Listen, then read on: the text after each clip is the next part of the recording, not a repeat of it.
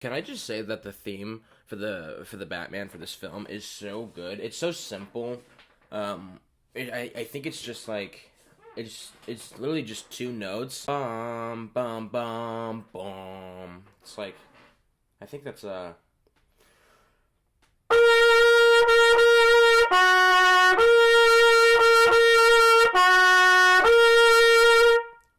fucking dude, that theme, it is so simple, but it is so perfect for the Batman because this Batman is in his second year of him being the Batman. The theme is simple because what he's doing is simple. It's not too complicated, it's not too over the top. And then when you actually hear the music in the theater with especially with a lot of the action scenes, it's just pounding the speakers. It is pounding the music into your head, and it sounds so awesome. It's so badass, and especially when like the trumpet goes up an octave.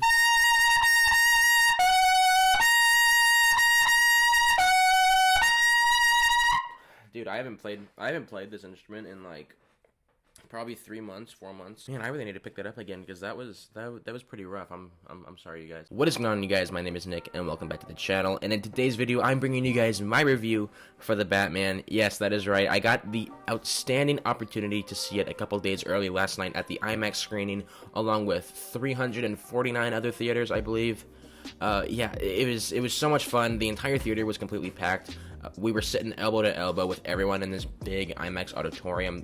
That is my favorite way to watch a film, with a completely packed theater, and the audience was having a great time with it. They were reacting with the movie, and it was just such a great experience. But was the movie good or not? Let's find out. The Batman stars Robert Pattinson, Zoe Kravitz, and Paul Dano, and is directed by Matt Reeves. The Batman follows a young Bruce Wayne in his early years as the Caped Crusader as he investigates mysterious murders within Gotham City's underworld. From start to finish, I was completely enamored with Pattinson's take on the Batman. Now, this is not a spoiler by any means whatsoever, so you are okay to hear this.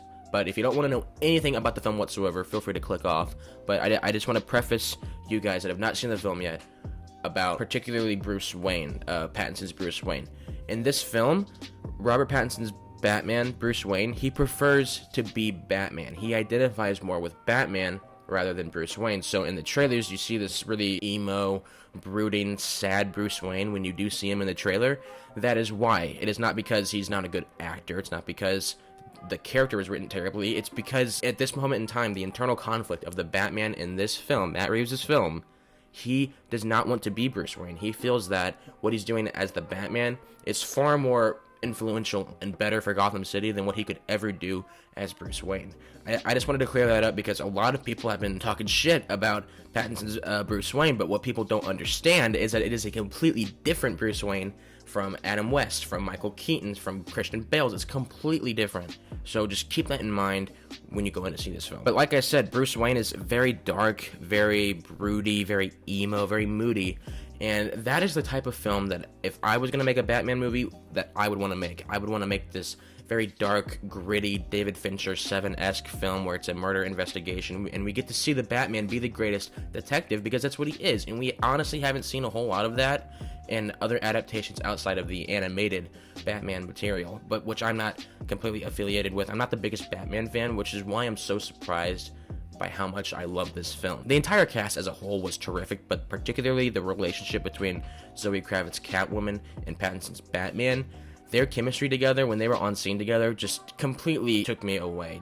I loved every scene that they were on screen together. They have this will they, won't they kind of quality to their relationship, and I love that kind of relationship because it's like, should they not, will they, won't they, can they kiss, are they gonna do it, can they finally do it? And it's a great way to create tension and suspense within a relationship. I'm seeing the film again on Thursday, and that second viewing should solidify my opinion, but as of right now, I only have 2 complaints with the film, and that is in a few of the action scenes, particularly the one with the Penguin and the Batman that you see in the trailer when they're in the car chase. There are moments, and this could have been a pile of different reasons.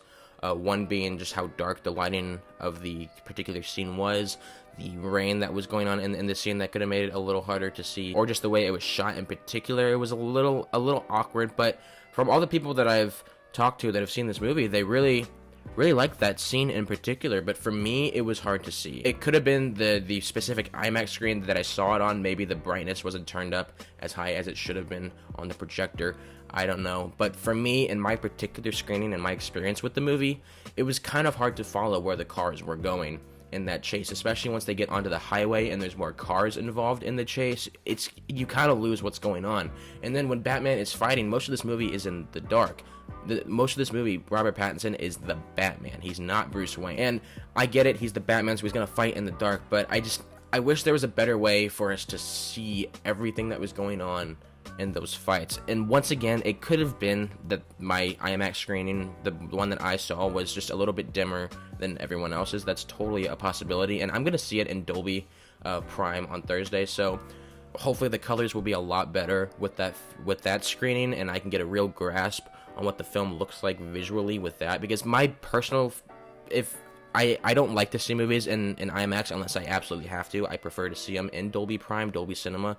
That's just the best way that I like to watch movies, the most comfortable way as well. But my other issue with the film is its runtime. Once the main conflict resolves, there's about another 20 to 30 minutes of film that is left, and it's just, I wouldn't say it's entirely exposition, because there are some action within those last 30 to 40 minutes of the film. And I will say that those last tacked on 30-40 minutes of the movie, they are not boring whatsoever. They don't lose your attention. It's just, you're kind of like, man, the conflict wrapped up so long ago, and we're still going. Like, I'm not bored, but I'm just kind of wondering, what are we doing here? But with that said, even with those extra 30 to 40 minutes, Matt Reeves not only sets up a sequel, but he delivers an ending that personally, my dad didn't like the ending a whole lot. He felt it was very anticlimactic. But for me, I thought it was perfect. Perfect for this specific iteration of the Batman, the way it ends. And if you've seen it, you know what I'm talking about. And honestly, the only thing I've wanted to do since I left that theater was either go back and see it again, but I can't do that because it doesn't come out till Thursday, or I really, really want to give Andy Serkis's Alfred a hug, because, man, that poor guy deserves it. After what he went through in this movie, he deserves a fucking hug. And no, that is not a spoiler. I'm not telling you what happens with his character. I'm just saying that if I was in the movie, if I was Bruce Wayne, I would give Alfred a big old fat hug, no matter how depressed I am. Overall, you guys, I had a terrific time with the Batman from start to finish, despite its intimidating 3-hour runtime. I am going to give the Batman a 4.5 out of 5.